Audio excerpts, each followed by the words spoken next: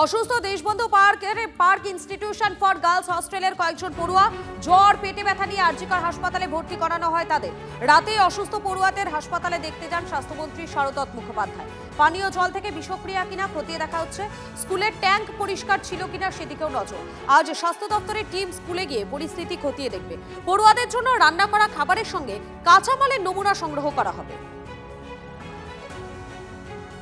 উত্তর কলকাতার দেশবন্ধু পার্কের ভিতরে থাকা দ্য পার্ক ইনস্টিটিউশন ফর গার্লসের প্রায় ২৬ জন পড়ুয়া অসুস্থ। তাদেরকে ভর্তি করা হলো আরজিকর মেডিকেল কলেজ হাসপাতালে। তাদের মধ্যে কারো পেটে ব্যথা, কারো জ্বর এসছে, কারোর খিঁচুনি দেখা গিয়েছে এবং যে কারণে তাদেরকে হাসপাতালে ভর্তি করা হয়েছে।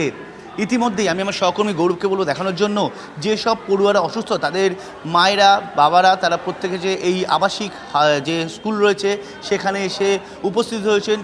স্কুল কর্তৃপক্ষের সঙ্গে কথা বলবেন, কি কারণে এই ধরনের ঘটনা ঘটলো সেই সম্পর্কে তারাও দিশাহীন অবস্থায় রয়েছে।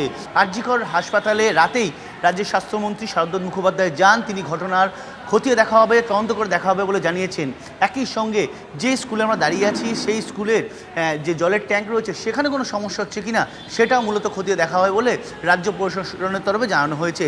আমি ছবিটা দেখা দিল গৌরবকে, যেখানে যারা পরিজনরা রয়েছে তারা এখনও বসে রয়েছে, কারণ স্কুলের যারা ক্লাস টিচার রয়েছে, যারা হেডমিস্ট্রেস রয়েছে, যারা মূলত স্কুল কর্তৃপক্ষ রয়েছে, তারা কেউ হাসপাতালে থেকে যে রাত পর্যন্ত তারা আসছেন, তাদের সঙ্গে কথা বলবেন, তারপর তারা এখান থেকে যাবেন। তবে যেহেতু পড়ুয়ারা বা তাদের সন্তানরা এখনও মধ্যে হাসপাতালে ভর্তি রয়েছে, তারা কখন ছাড়া পাবেন সেটাই এখন দেখার। তবে কী কারণে এই ধরনের শারীরিক অসুস্থতা দেখা দিল সেটাই মূলত এখন দেখছে স্কুল কর্তৃপক্ষ, কারণ খাবার থেকে নাকি জল থেকে এই সমস্যা দেখা দিয়েছে সেটাই মূলত এখন দেখার। ক্যামেরায় গৌরব পালের সঙ্গে শান্ত ভট্টাচার্য, টিভি9 বাংলা, দেশবন্ধু পার্ক।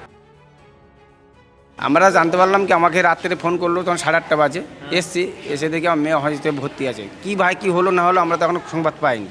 কি সমস্যা কি হচ্ছে? এখন সমস্যা হচ্ছে হাত পা ঝিনঝিন করছে আর গা বমি করছে, আর কোনো সমস্যা নেই। কতজন বাচ্চা আছে?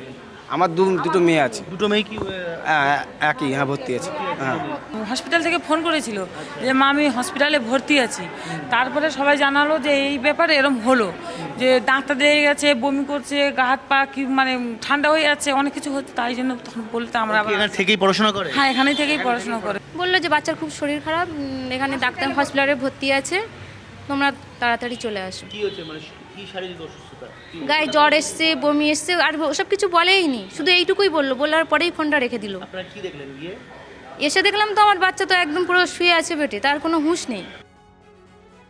দুদিন দুধ মুড়ি, 6 দিন, আর রোববারে মাংস, ও সে দুপুরবেলা সকালে ঘুগনি মুড়ি, সকালবেলা মর্নিংয়ে ঘুগনি মুড়ি, মানে 9:30।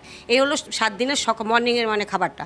তবে দুপুরবেলা ভাত, একদিন মাছ হচ্ছে, একদিন ডিম হচ্ছে, একদিন সবজি হচ্ছে, এইভাবে 7 দিন যাচ্ছে। আর রোববারে মাংস, চাটনি আর ভাত। জল কি ফুটিয়ে রান্না করা হয়? ফুটিয়ে আমাদের জলটা তরকারিতে দিলেই তো ফুটে যায় অলরেডি, ওইভাবেই রান্না করা হয়। জল কি যে জলটা ট্যাঙ্ক থেকে নামে ওটা কোনো অ্যাকোয়াগার্ড বা জাতীয় কিছু রয়েছে? না, ওইটা অ্যাকোয়াগার্ড না, ওইটা এখান থেকে ডাইরেক্ট ওই কলে যায়, ওই কলের থেকে আমরা সেটা নিই।